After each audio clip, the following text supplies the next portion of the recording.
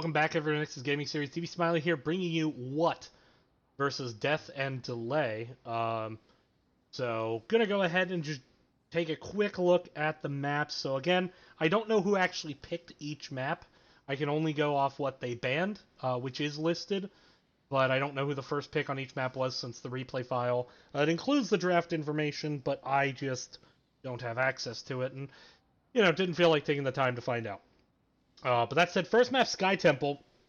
A rather unusual map that we don't tend to see a lot. Usually it's it's picked by a team if they feel that their macro is a significant upgrade over their opponents. We'll see how it goes. We're going to go ahead and just jump right into the game. On the left side, it's going to be the members of What? World Hunger Avoidance Team. Michaelin, veteran player, been around since Season 1. Michaelin going to be on the Greymane. VZ on Stukov. Spogino going to be on Thrall. Brickhouse on Uther. So going to be kind of a main tank Uther, and then Genzer's on the Tyrael. And on the right side for Death and Delay, Mac Daddio is going to be on the KTZ. MZ17 is going to be playing Varian. Delta Sniper going to be on Raynor. Not really a sniper, but go ahead. Iron Maiden is on Anduin, and up in the top it is Dauntress. Dauntress? I'll go with Dauntress on Leoric. And already we're seeing the sprays. Let's just take a closer look. Look at those pecs pop. But right out of the gate, level 1 talents. See that Uther going with Silver Hand, just trying to get some mana reduction. Hugov gonna go with the Ballistic Spores. It's a good choice into the KTZ. It's a way to kind of quick burst heal himself, even if he's used trait recently. Lion's Maw gonna be the choice from the Varian. Interested to see if this is taunt. I expect taunt. I would imagine taunt, but I never know.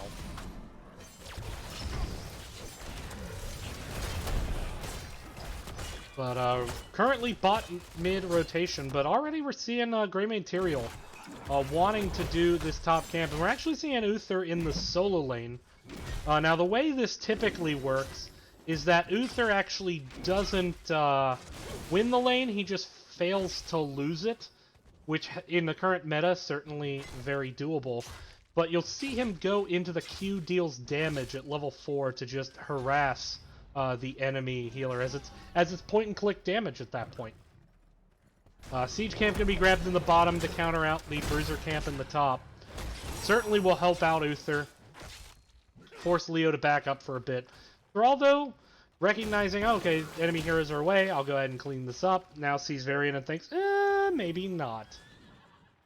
So these Siege Giants will start to push up here in a bit, but a real big commitment. But Michaelin is going to drop to a tower shot there. Just got a little bit of cleave damage onto Dauntress when he went to Q for the siege damage. Probably had no intention of hitting Leo. Next thing you know, he's getting banged by the turrets and not able to get out in time. That's not a great death this early in the game. VZ soaking incredibly safe. Very worried, I imagine, about this KTZ Varian combo, as Varian has gone into the taunt as we expected.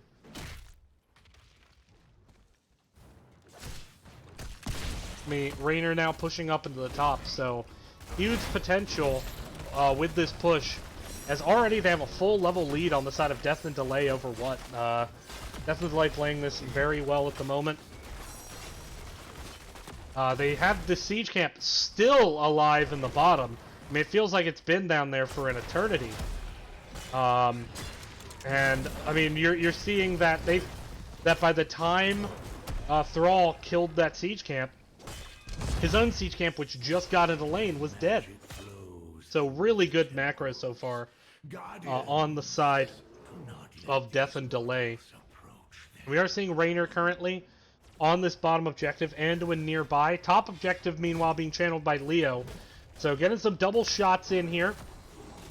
And even if they have to walk away as soon as Tyrael shows up, and you know, that's a great escape ability in the game. Just take damage. But now they actually, even though Leo was still channeling the top, they have numbers. Now Uther can continue to do damage. Actually, I take that back. Uther did not go into the Q damage, instead going Holy Fire. Still manages to push Leo off for the time being. So he's going to take some shots, but Red has almost finished up the shots here in the mid. Now leaving KTZ. Thrall this whole time has been pushing the bottom, trying to equalize the macro pressure. The top fort is about to go down, and now Uther low has to back up. The self-heal being used by Leo to re-enable and engage. Now Dontrus, though, very low. He's going to drop, but he does steal the last of the shots. And top fort has gone down, and mid fort is very heavily damaged. And on this map, an early lead is very hard to come back from. It almost requires the enemy team to die on some kind of boss throw. And so with that, I mean, you know, this is a huge advantage right now. I mean, look at the structures for Death and Delay. They've only lost a couple turrets top. Meanwhile, all over the map, except for bottom lane, turrets are gone, and a fort is either gone or heavily damaged. There's a taunt. They want to get on to Thrall, not able to secure the kill, though, over the wall. It's got a lot of chunk damage, though, and Thrall not immediately having a tap available.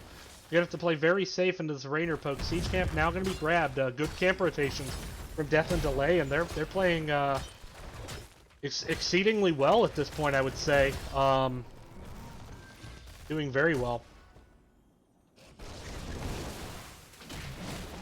Thrall, though, going to clean this up. Has finished Echo of the Elements, which helps. Meanwhile, already a cat in the top lane because of that kill earlier onto the structure. 1-for-1 in kills at the moment.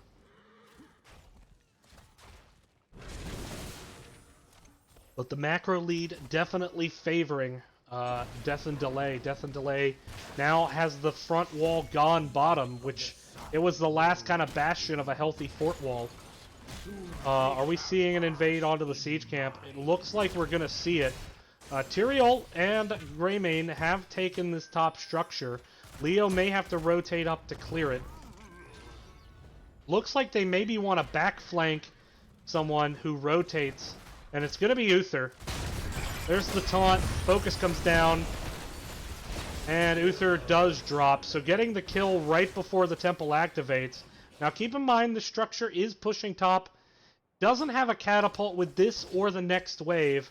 Kind of a bit unfortunate as there is a catapult pushing against it. And actually they won't have a catapult as the fort's not down yet. So the catapult will do a lot to help neutralize that out a bit. But Leo still going to come top to clear it. That's still going to be shots going into this bottom fort, which is down to about half health and falling. Tyrael now rejoining. It'll be a 4v4 until Uther gets here. Once Uther gets there, 5v4 situation as Leo is in the top lane. We have Sanctification and D-Shield.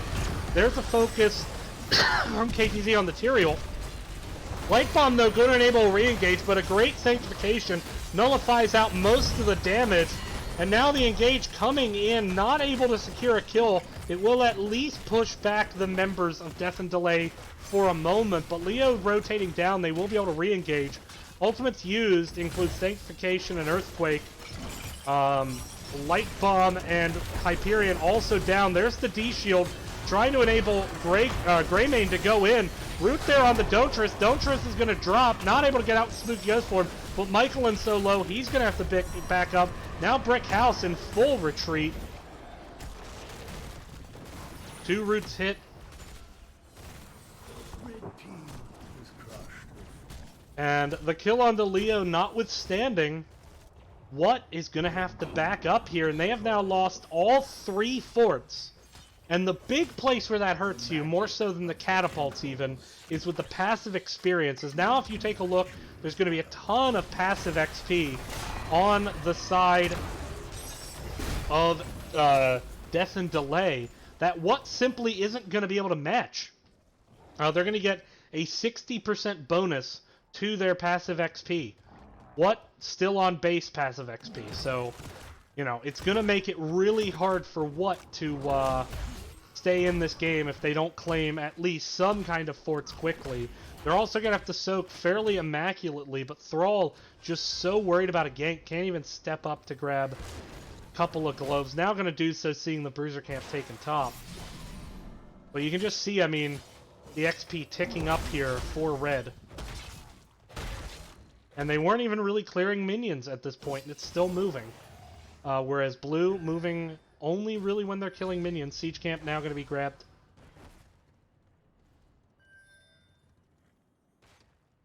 Siege Camp walking towards this bottom lane.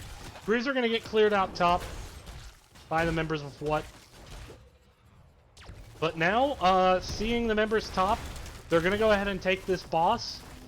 And, you know, this is a situation where when you're down on this map, it's just so hard to get back into it.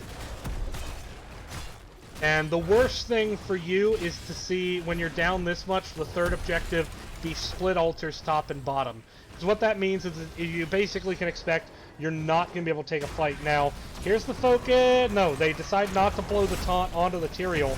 But both teams fighting over the Siege Giant. Greymane going to step on. Here comes the Light Bomb, but nullified out by the Sanctification. Focus down on Iron Maiden, and that's exactly what they need, getting the kill. Now Greymane gets on the Delta Sniper, gets the finish with the go for the throat. Leoric does steal the Siege Giants in the back, but Varian is going to drop.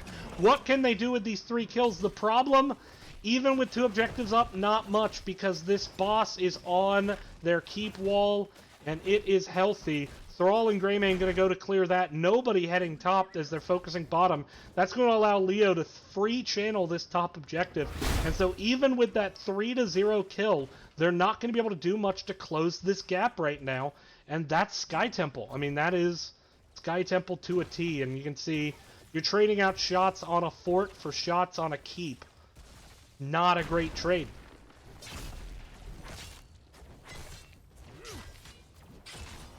And they still have 2 forts to go on the side of what? So Death and Delay really with a big advantage here. KTZ, though, not stacked yet, only up to 13, so doesn't have that Ice Spike. And this is really late in the game to not have that tool available. It's kind of an all-in comp. There's the taunt there. He's going to get it stacked, and that's going to be a kill onto Uther. Stukov now low. Gets the heal, though. There's the Ice Spike. Chain doesn't connect onto the Greymane. Good juke. There's the Light Bomb once again, but protected by the way.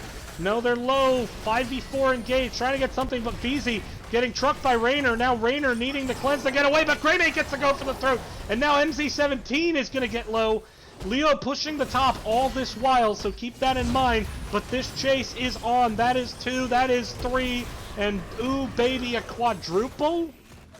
Question mark? But 2 Katas on this top, and Uther's going to need to clean this out, but it seems like he's running somewhere else on the map right now. Hey, buddy, look, your keep looks like they're going to try to all in off this, but it's just so hard to do, and with Greymane now taking tower shots, he's not going to be able to do much, and in fact, he might die. Does manage to barely get out in time, but they only just get the keep wall. But now Kata's on their core. These have to get cleaned up. They will do damage beyond the shields if nobody backs. No, minion wave spawns. They might be okay. It's hard to tell. Yeah, they're going to be okay. They're going to be alright. My bad. They could actually allow that to passive clear, but they are still going to have to deal with top lane, as now it's going to get Katas on every lane, as we can see up here. Down here in the bottom, trying to hunt. Looks like they might set up for an ambush onto the Siege Camp. But doing what they can to get back into this game, but I mean, it's just Sky Temple. Even with everything going their way in the last 2 fights, they haven't been able to do anything. And there is, oh, the Divine Shield comes in. VZ, though, having to walk away from this. There's the Sanctification used, trying to just get out of this. Throw low. Takes the KTZ ult. He's going to drop. And now the taunt onto Uther, trying to maybe get a re-engage. KTZ just getting resets like nobody's business. That was actually a cool effect, the smite into the KTZ ult. But now, once again, double structures, and after losing Thrall, you just don't want to see this. you're thinking on the side of what? Like, can't we get a single altar phase so it forces a fight? They've been winning the fights, but the problem is they are so down in macro, it doesn't matter that they're winning the fights. Their only chance to win now on the side of what? I mean this realistically, is an all-in off a boss play, which means they need to start getting kills. But with Tyrael going down, I don't know if they're going to be able to. Tyrael will get a significantly reduced death timer because of that damage. Michaelin does secure the kill, though, onto Varian, and actually gets the res. And so that's a 2-for-1 trade. And again, the shortened death timer because of Tyrael's trait. But that said, I mean, take a look at this keep. It's just so low. There's still a few shots down here. Greymane's going to try to snag them. But all they're going to do is just lay into this fort a bit. Meanwhile, mid-keep, still going to take a lot of shots here from this tower in mid. Now the focus on the Thrall. There's the light bomb. Does root Uther. Uther going to drop. And so, and by the way, this whole time, Siege Camp, Catapults walking in. This is going to be a keep going down. The only win condition now for what really is all-inning off a boss. They do actually now have at least all the forts down. But, I mean, they have a keep wall versus half dead, basically dead, really dead. And so now the fight going to be here over this objective. KTZ trying to get onto Gensers. Now the focus, though, onto Raynor, who was left a bit behind, but now the taunt to set up the KTZ comp. Sanctification maybe just a bit late. Trying to enable a re-engage. Raynor does go down. Anduin's separated out, and Anduin's going to drop. And this might be exactly what you need on the side of what? No, Dauntress rooted. Needs to be careful. Still chasing, but this is a very, very risky chase. They could just turn around and take the boss. I don't know what the goal is here. They're going to grab the Siege. They need to grab Siege into boss, and they need to end off this. It's really going to be their only chance. And still, this wave pushed up, so they're not even going to benefit from the catapult they have right now. They are going to be able to get this boss. KTZ just going to be disruptive. Good dodge. He doesn't get the reset. Oh, no. Take that back. He did. But they have to all in off this on the side of what? It's their only win condition. And take a look. 2 Katas about to take down that mid keep. 3, 4 Katas, ouch, in the top. They cannot ignore that. If they ignore that, they will lose the game off that. Michaelin has to get the D-shield, not offensively, but defensively. And you hate to see it, but they do get the wall down. But meanwhile, these Katas are now onto the core. Now, only 3 are hitting the core right now. Because of the way the structure lines up, they got a bit stacked up, but the shields are falling. The shield's about to go down. The minion wave might get one of these Katas. They do, and that's a huge godsend. And that might actually be enough. Just a little bit of, I don't know if that's RNGesus or just bad design on the map, but either way, the core, though, now falling 80%. They have to all in off this. You're seeing the sanctification, but it's 60, 54% to 70, 50% to 60. But it looks like they're taking the lead, and what is going to turn this around? Oh my goodness! What? Holy shit! Oh my god!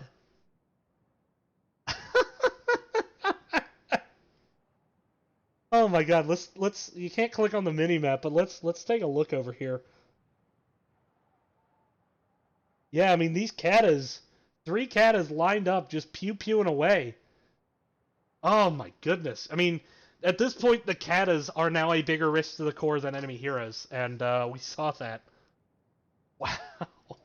What a game 1. Well, if that's game 1, we're in for a series.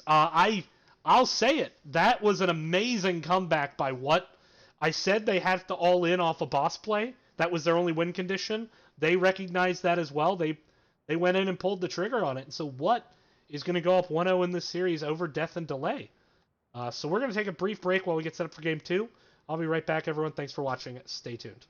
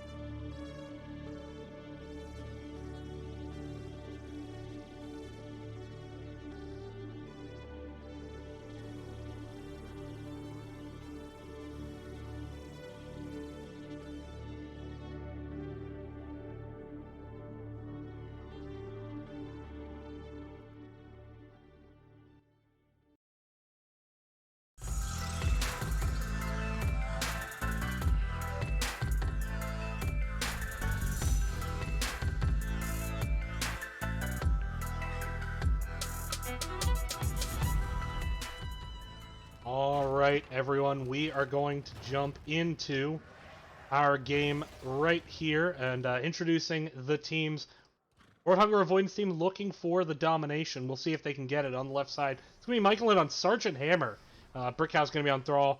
Spogino going to be on Leoric. VZ going to be on the Deckard. And Genzer's going to be on Joanna. And on the other side of the map, 5, 4, Death and Delay. We have Dontris on the Artanis. MZ17 roll swap here. Moving on to Anduin.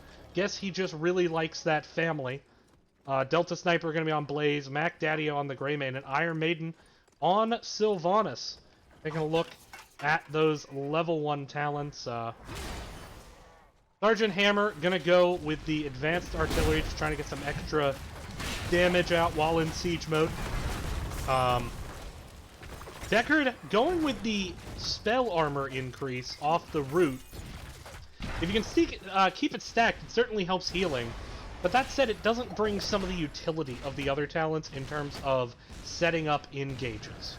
It's more of a defensive talent. And there's a focus, by the way, onto the hammer. Well, it's stacked. It's stacked for the time being. The extra 40% spell power, I believe. It's fairly significant. Focus here onto the bottom objective. Right now, though, with the double solo laner Thrall Leoric, we are seeing what trying to win the XP race here. Genzer's, though, now very low, as is Michaelin. Now having to get away. There's the Iron Skin used. Root is going to disengage that, but they can't win that fight for long. And meanwhile, they have lost some XP here in the mid lane. But now rotating away. Thrall starting on the Sapper camp. But so are 3 members of Death and Delay. Obviously, bottom lane, always the most important lane on this map. Winning the bottom fort and then defending it really is the way to play this map now, especially with how hard it is to retake structures.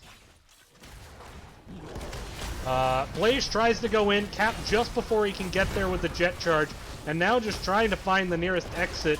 Gonna be able to get away. Michaelin chunking out a ton of damage into that hammer. But XP lead on the side of what here? So, a little bit of a macro lead from them. We saw Death and Delay have a significant macro lead early in the last game, so if what can reverse that, I suspect it will bode well for them. Now, they are, of course, running a hammer comp. They have a lot of heroes good at protecting, though. Hard to dive past the Joanna. You also have the Thrall, Earthquake, potentially for protection. And then, of course, you have Deckard, who is the best CC healer in the game. Albeit he does sacrifice healing throughput often for that. At least on-demand healing throughput, I should say. Once again, kind of with this hammer, baiting the members of Death and Delay into a 4-man bottom, but the root hits hammer, and that's gonna be it. And, you know, if they're playing a kill the hammer comp, that's mission accomplished there, but right now, I mean, they're taking a ton of damage. Joanna trying to chase here, 4v3.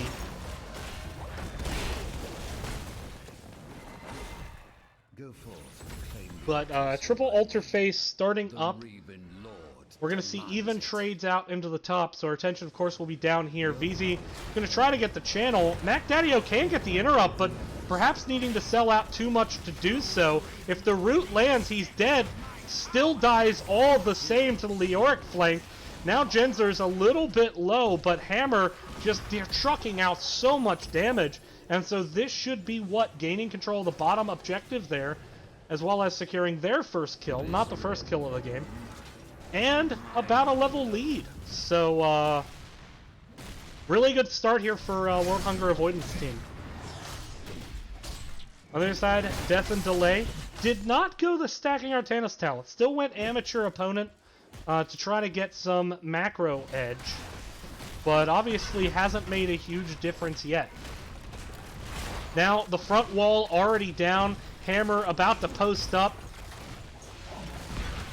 Now, keep in mind, Deckard Cain does not have any form of cleanse or removal, and so as we saw there, when Blaze goes in, someone's going to take a big hurting, but that said, Greymane gets rooted.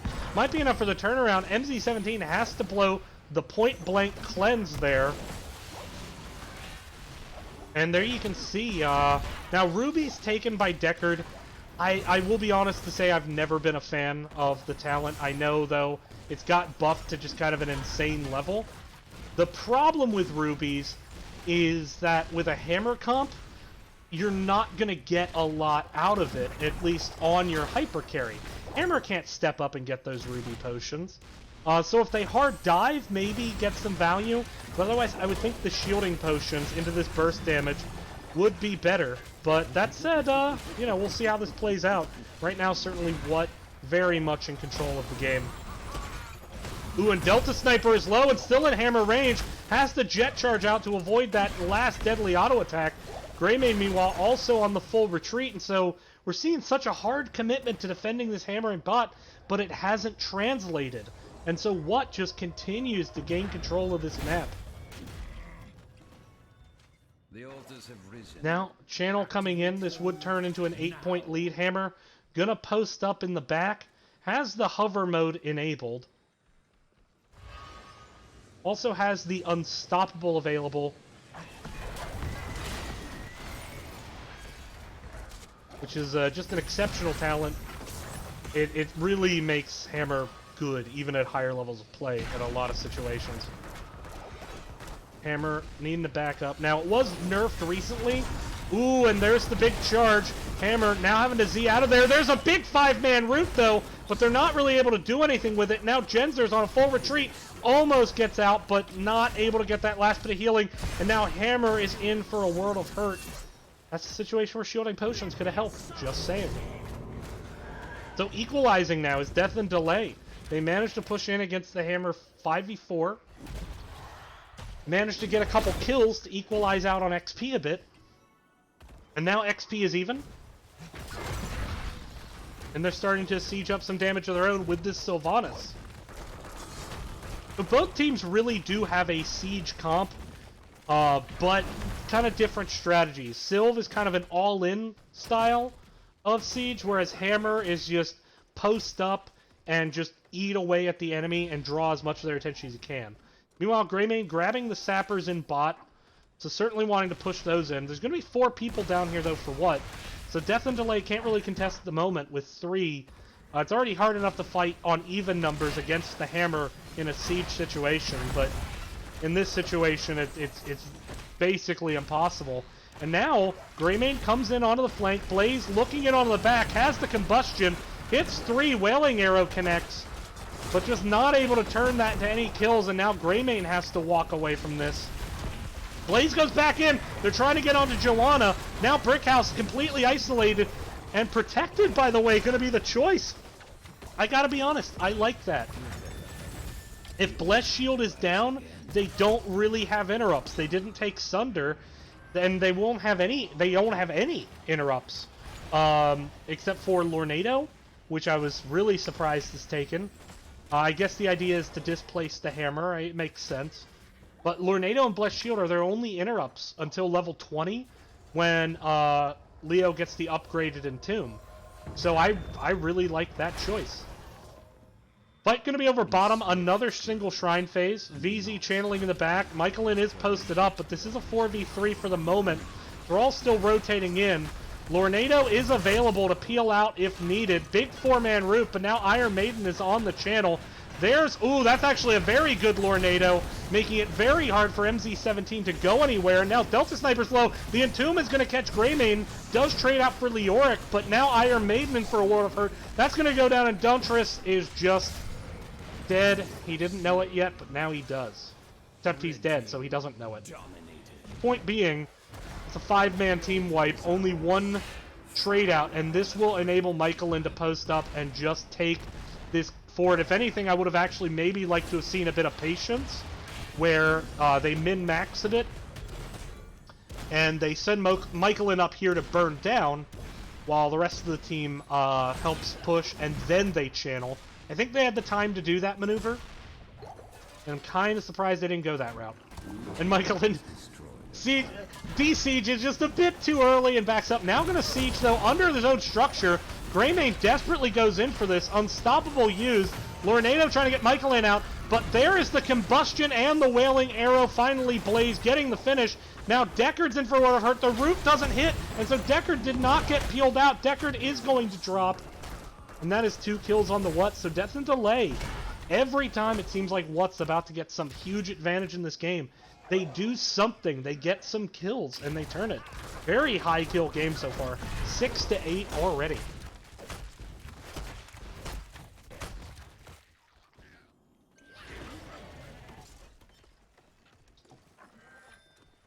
The Death and Delay now backing up. Going to just work the sieges into bottom. Sylve starting to burn down this structure. About to lose minions, so needs to be careful. Actually, that was a really smart move. I liked what Iron Maiden did there. Iron Maiden held black arrows until the minions were dead to get max value off that. Actually, no, I take that back. It would make if it was hold. If it was not cooldown dependent, it's actually better to use black arrows early. And the reason for that is then you're adding the minion DPS type. But it could have just been a cooldown thing, and totally fine if it was. And put an end to the and now the engage top 4v2. And boy, they just run in and they are getting these kills. 2 kills down. What loses 2. They regain the siege or the bottom fort though. And so they definitely want to keep control of that. They've regained it, so it's only 3 shots going in. Are they going to take boss? They have the amateur opponent Artanis. I'm surprised that's not the play. I know they want to get the bottom back, but since they were top anyway, it just seems like they only need 1 to channel. They could have done boss at that time.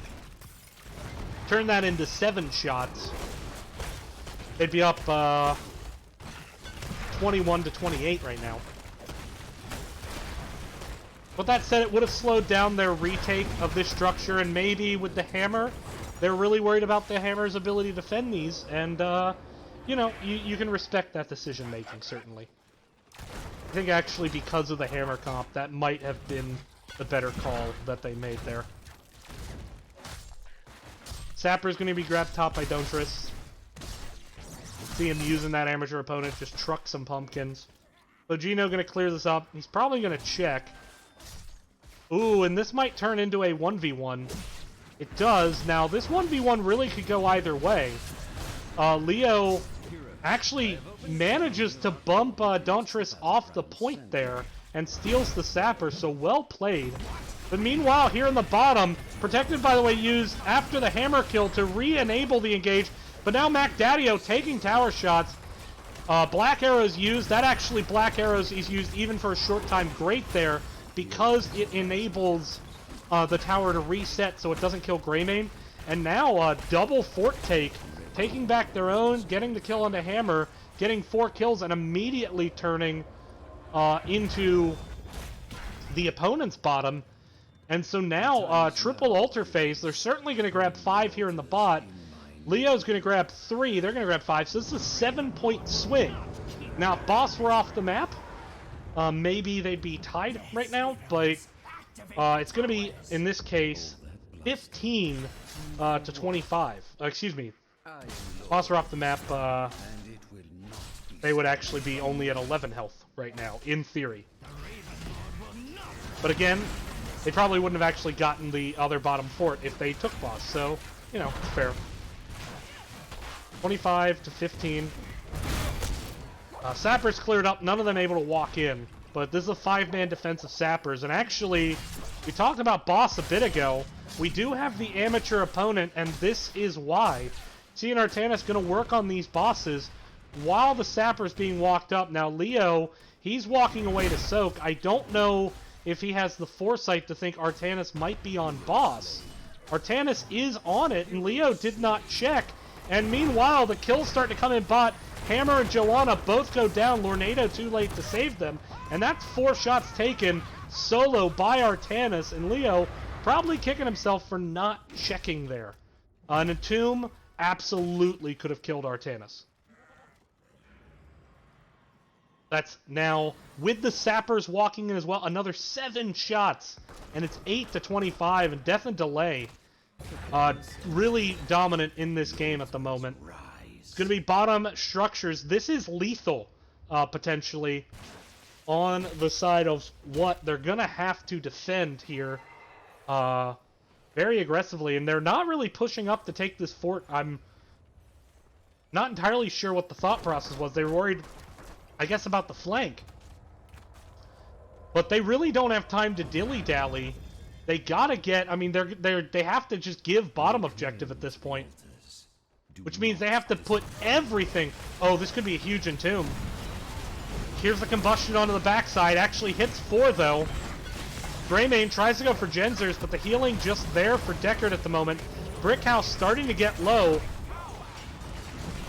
And now Brickhouse does get the kill on the Blaze, but he drops 4v4 situation. But there's Anduin absolutely turning this fight around. And now another 2 kills. Could be 3, could be 4. And that's a 5-man team wipe. That will be the game. And so Death and Delay, they see their opportunity and they put their foot on the gas. Starting with that triple ultra phase, taking both top, getting 2 kills, and really doing a lot with it. So let's set up for the third and final game between these two. I didn't realize I was going to be casting 2 Game 3 series. Boy, am I lucky. We'll see you in just a second. Stay tuned.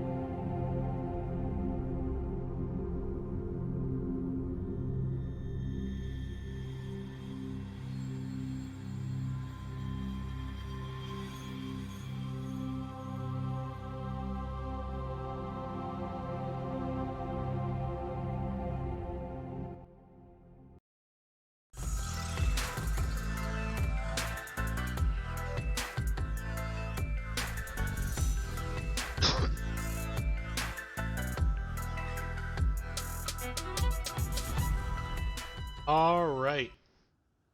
We're just going to hop straight away into game number 3. Let's go ahead. Introduce our 2 teams one last time. On the left side, it is World Hunger Avoidance team. Michaelin going to be on Mephisto. Brickhouse on the Kael'thas. Vegeta on Leoric. VZ on Anna. Genzers on the Garrosh. And Death and Delay, trying to close out this series, really dominant in Game 2. It's going to be Iron Maiden on the Bright Wing. Really? Delta Sniper is going to be on Li Ming, MZ17 on Joanna, Mac Daddio on Greymane, and Dawn Triss going to be on the Ragnaros. Bright Wing. I'm okay with this. But I'm a bit worried about it into the amount of damage that Kael'thas and Mephisto can put out, because it's such a slow healer. It's going to be relying on landing some Qs. Brightwing actually has not picked a level 1 talent yet.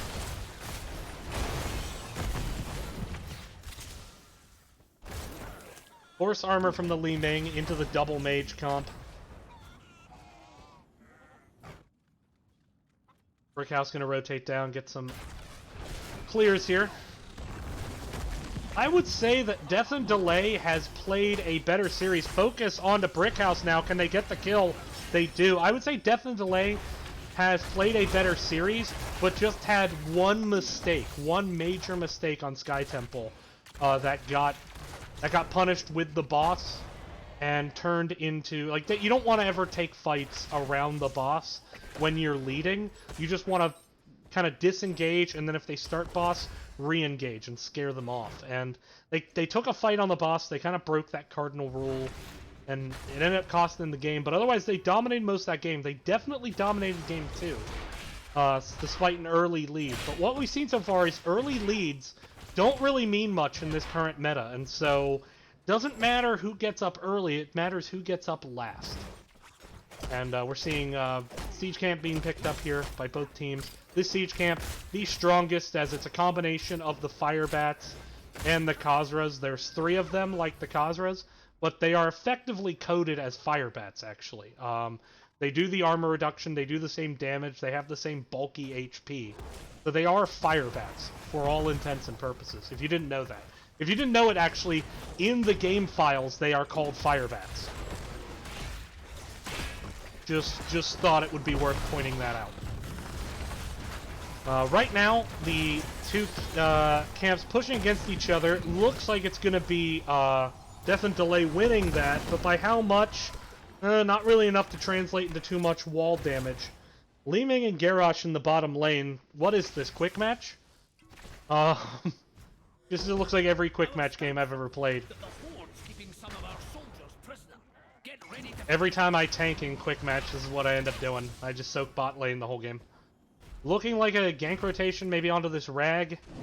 They're going to need to rely on getting a big sleep dart here. Dawntress is dead. So they are relying on getting these picks, but so far they've been able to execute it twice. See if that can translate into some objectives. Garrosh is actually fairly isolated. Now the focus comes down. He has the self-unstoppable, though, and now Mephisto going to be able to turn around a ton of damage here. Rag back up, ready to rejoin the fight, but right out of the gate we're seeing just a bit stronger play out of what? Getting these picks. Death and Delay. Actually, excuse me. Death and Delay got the first pick. What got the second pick? I'm sorry. I'm a bit disoriented with these two teams right now. Apologies. Now, we're not seeing the Lightning Circle build out of Mephisto, which I've been seeing a lot lately. Instead, going into this malicious intent to get some extra spell power here on the Shade.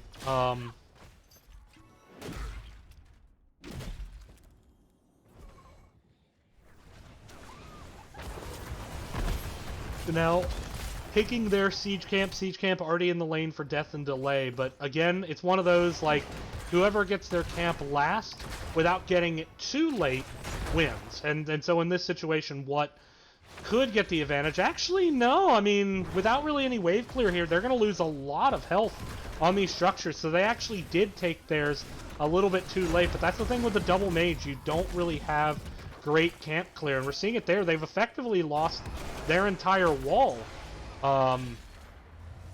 So, yeah. Situation where you want to take it late, but not too late, and that was too late if you wanted to know what that looks like. MacDaddy, I'm going to grab a couple globes, nums, but not actually sticking around to clear the lane. Instead, hanging back, staying near the objective, trying to stay near team, but this is A lot of soak to leave on the table, especially when you're already down a full level. Not seeing the same macro strength this game that Death and Delay has shown up until now. Actually seeing quite a few macro hiccups here in terms of acquiring soak. But now Genzer's getting a bit low. They're looking for this kill. Michaelin is extremely low, and he's going to be the first to drop.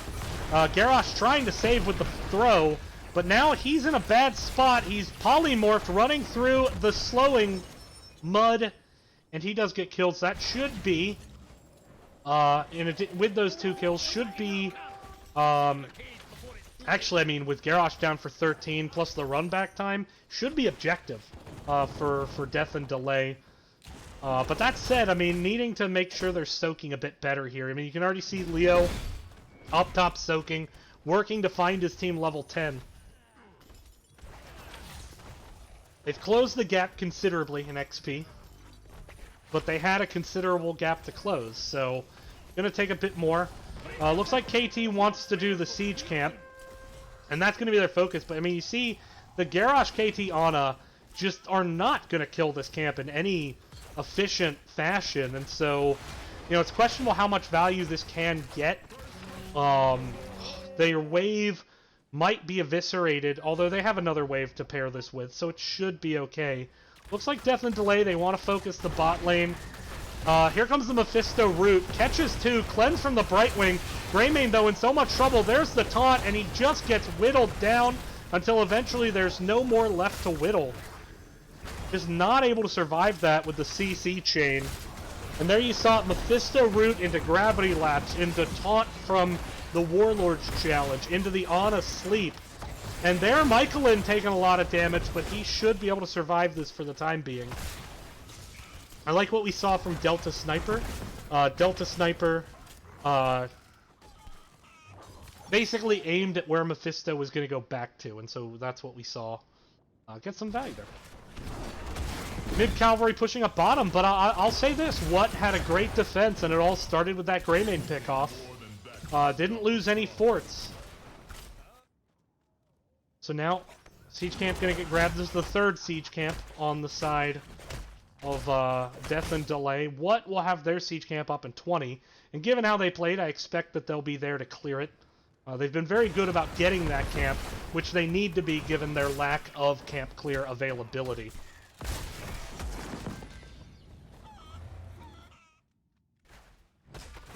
Meanwhile, here in the bottom, Death and Delay soaking. They're still down about half a level. Trying to get what poke damage they can. It is Lava Wave is going to be the pick, but Rag is dead. There was a great entomb there, and a big 2-man pickoff onto the Ragnaros. Lava Wave, you know, it's going to at least mitigate what they can do with that pickoff. But Rag, using that Lava Wave there, won't have it up for a long time, and so it's going to limit how much of a macro edge they can get. Typically, Lava Wave, a very, very strong macro tool. To get a lane pushing, you can often use it off a camp to clear out the minion waves in front of it to make sure that the enemy team has to clear that camp manually. Mephisto wanting this engage, and actually, there's the throw. I don't know if that was the intended throw or if there was maybe a weird knockback there that was not intended with the wave of force from Delta Sniper, but in either case, Joanna actually getting thrown forward.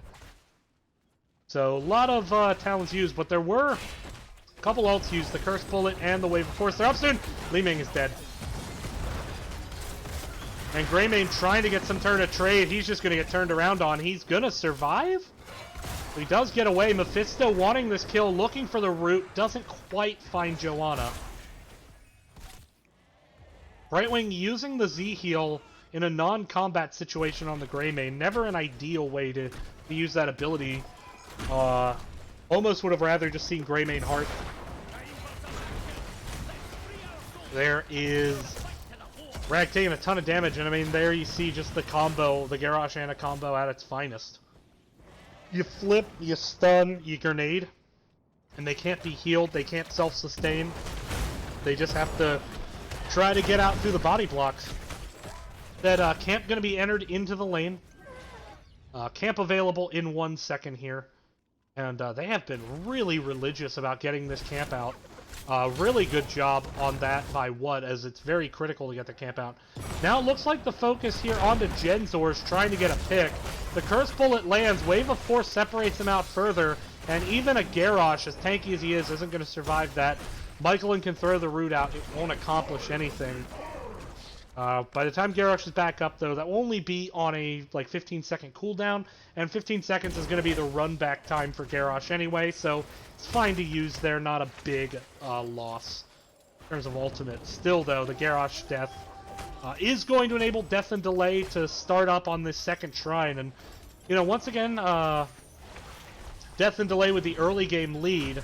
What I want to see them avoid doing this game is some kind of late game unnecessary aggressive fight that costs them the game. They're already still, well, I should say they're still down a level in this game, so they need to send Rag away to soak.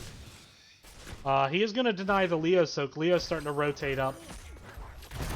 Looks like they really want to get onto this objective. 7 seconds and counting.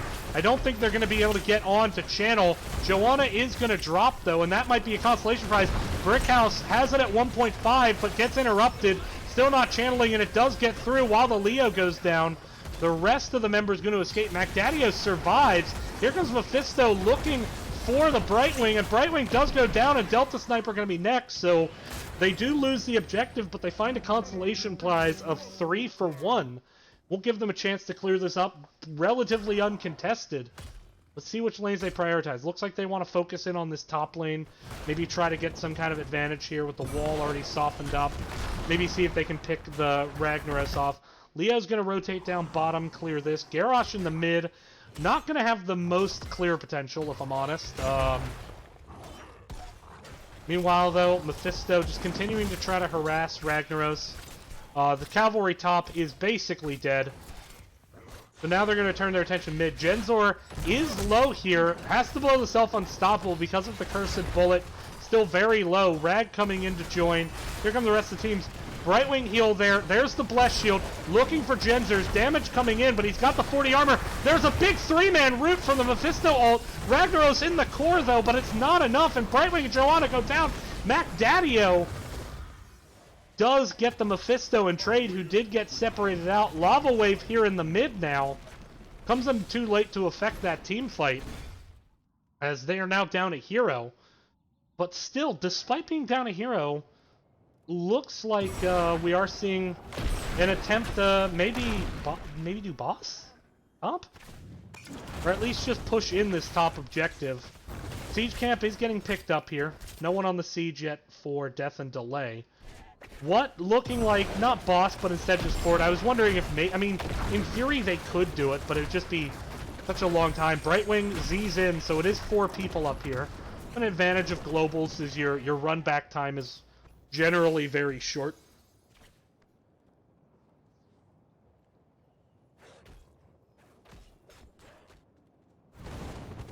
Rag gonna clean up this mid lane.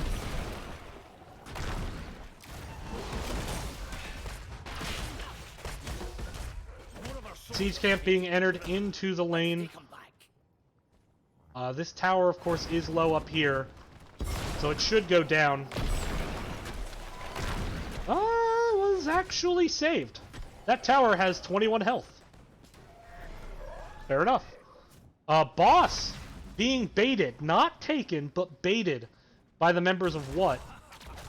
Joanna scouting aggressively. Good decision to be really upfront. Make sure to check those bushes. Garrosh has the throw to try to look for the engage. There's a big root, but actually Rag gets out of it. No, the root still spreads to Greymane, but Garrosh runs in for the taunt, still so low, and finally the armor not enough to save him. But oh my goodness, 2 members just died. Brightwing and Rag went down, and now MacDaddio is low. MZ17 is low. So it's a 1-for-3 trade off just the huge burst of damage from the Mephisto Kael'thas. They are going to have to recognize there's a big beefy wave pushing, and it has fire bats with it. So Leo coming to clear that one up. Over here in the bottom, looks like Mephisto want to start working on getting control of this objective. Joe can be down here to stall, but needs to be careful. Very alone at the moment, like me in my 20s.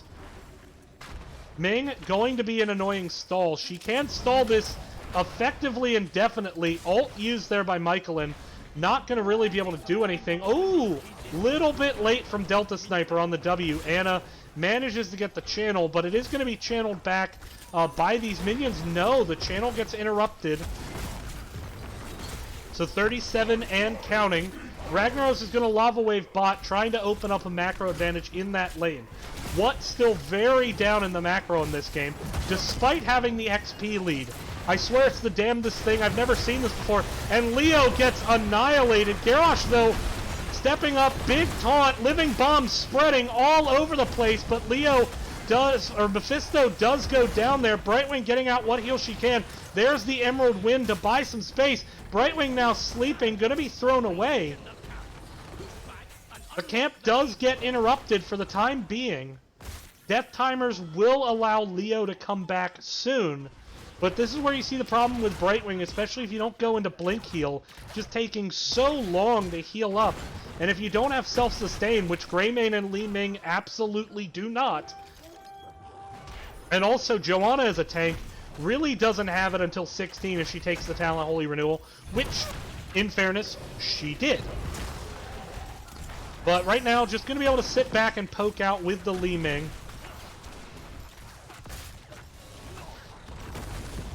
Garrosh stalling the channel. It's at 29 seconds and counting. It will get stalled out here. Health pools being low enough, they can't really fight this. They do have time to go grab taps, but only just enough time, as we're going to see what presumably pushing very quickly. Now, what has to deal with the fact that there's a null on their top? It's pushing in very aggressively. I think, what's that called? Reaver minion. I thought it was called like a Null Hunter. Maybe it does look like the Null Hunters from Orcs Must Die. Level 20 still not here, and so they're going to stall out with the Rag and the Li Ming on the side of Death and Delay, just not letting anyone push in. Mephisto ult gets cleansed into the back. They are backing up, doing a ton of damage with this Rag. Rag stalling well. Li Ming trying to poke out the flank damage. Lava Wave used mid. Level 20 is almost here, and actually Rag should pick it up for his team here in just a second. There it is. But the channel does go through. It's 6 seconds and counting. 5, 4, 3, 2, 1. No one got onto it.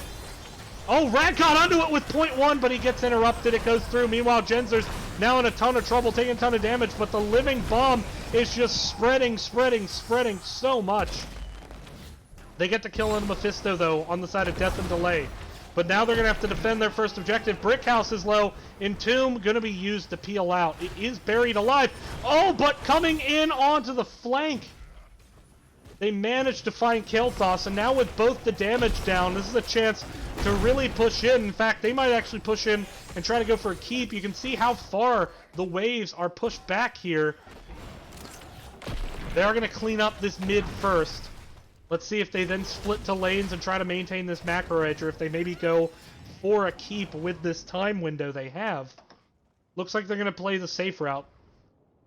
Taking a look at those 20s, the upgraded Lava Wave for the double cooldown. You got the effectively Blessed Shield Mosh, is how I like to think of it. Cleave on the Greymane, Wave of Force upgrade for the bigger knockbacks. Brightwing going with the Fairy Protector, which I think makes all the sense in the world against this Kael'thas.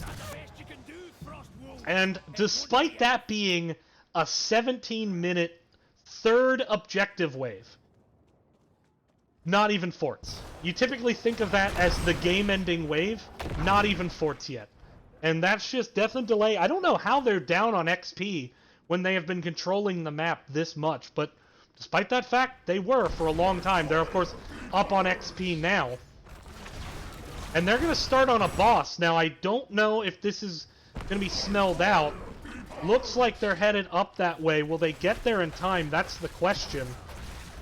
Here they come. Boss is still alive. Leoric has the buried alive Entomb.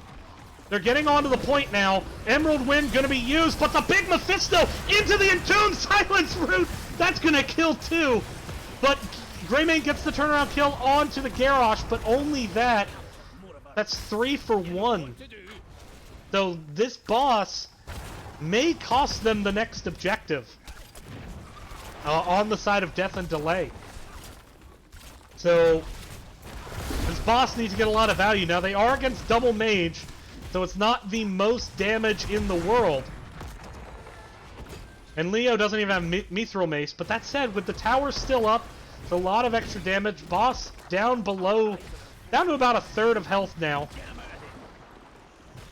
Getting the structure down, continuing to push here. It's going to get some damage, but not a lot onto the keep. Immediate channel from Brickhouse and BZ. Li Ming going to try to channel back. Should get interrupted. Does indeed. Trying to let the minions channel now. One minion about to finish. Oh, Anna with the auto attack at the last second to keep the counter alive. 36, and it's stopped there. Joanna now back up. Greymane soon to follow. Garrosh up as well. Rad going to be able to stall this until Greymane and Joe are ready to rejoin. Actually, no, Leo, ooh, Anna may still get the channel in. She does. So timer running again. Ooh, there's the Mephisto root once again. Leo so low, had to back out. Leo does have Entomb available. Taunt also available. There's a big stun.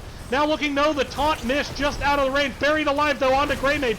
Greymane does manage to get a kill with the auto attack. Li Ming helping. Onto Liark. Genzers, he's going to drop. Now Death and Delay have the advantage. They get 3. They get 4. Li Ming going to get 5 with the Calamity. And that could be the game ender. 2 keeps down. They need to just go core and end this. And Death and Delay sending a statement to the rest of the C East. One of the newer teams here. Didn't really know a lot about them heading into the season. But I can tell you right now, the rest of the C East just got put on notice. And that will be the core following. And Death and Delay is going to win this series.